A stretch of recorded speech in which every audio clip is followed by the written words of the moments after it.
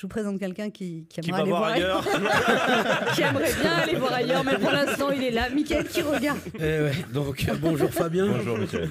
Alors bon, je suis ravi de vous voir, hein, mais je dois avouer que en tant qu'humoriste, c'est délicat et compliqué. Hein, faire des blagues sur une personne handicapée lorsqu'on est perçu comme valide, parce qu'en général, les valides n'aiment pas beaucoup qu'on fasse des blagues sur les handicapés, sans doute la peur que ça nous arrive un jour.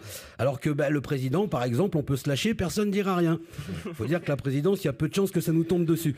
Et puis, grâce à votre livre et votre film Patient, j'ai appris que les handicapés avaient beaucoup d'humour et même que ça pouvait être un humour vache, comme la première blague, voilà, qu'on vous a sorti quand vous êtes arrivé au centre de rééducation.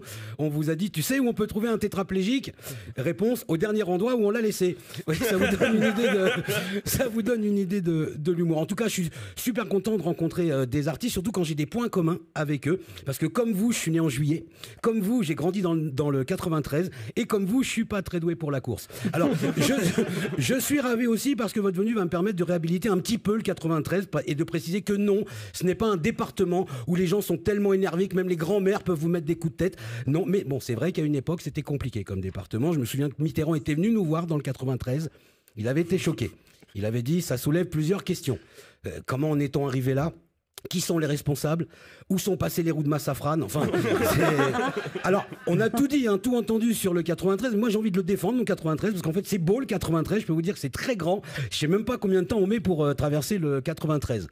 Voilà, c'est pas parce que c'est trop grand, c'est pour la bonne raison que personne n'a jamais osé traverser le 93. Cela dit, on a plein de célébrités originaires du 93 qui ont réussi dans plein de domaines différents, faut le savoir. Alors bon, dans la poésie, il y a vous, Encore Malade. Dans le cinéma, on a Jean-Yann. Ouais. Dans la musique, on a Joey Star. Dans l'immobilier, on a Jawad, le logeur. Mais en tout cas, merci de contribuer à la réhabilitation de mon département préféré. Vous attachez plutôt à mettre le doigt sur ce qui vaut la peine d'être vécu, même si pour certains, ça peut friser la naïveté. Voilà, vous aimez le soleil, la vie, les enfants, les vieux, la nature. Vous détestez la guerre, la misère et le malheur. On dirait Booba qui a avalé Miss France. Mais vous êtes comme ça, Grand Corps Malade. Ça ne vous empêche pas de dénoncer aussi ce qui vous choque, vous l'avez dit, comme quand vous avez chanté le titre Patrick, alors en hommage à celui considéré par tous comme l'empereur du vice de forme, le Bill Gates du non-lieu, le pape du c'est pas moi, c'est l'autre. J'ai nommé Patrick Balkany et c'est vrai qu'à ce niveau-là, ça s'admire, quoi. Balkany, tout glisse sur lui. C'est pas un homme politique, c'est une anguille en téflon, le mec. Au palais de justice, il vient tellement souvent, ils ont mis une porte à tambour, comme dans les saloons, vous voyez. Donc voilà. Bon, ce qu'il faut retenir, en tout cas, c'est que Grand Corps Malade, c'est quelqu'un de positif et ça cartonne. En tout cas, merci de continuer à croire en ce qui est beau et même utopique, parce que, à force de le répéter, on sait jamais, ça peut schémar.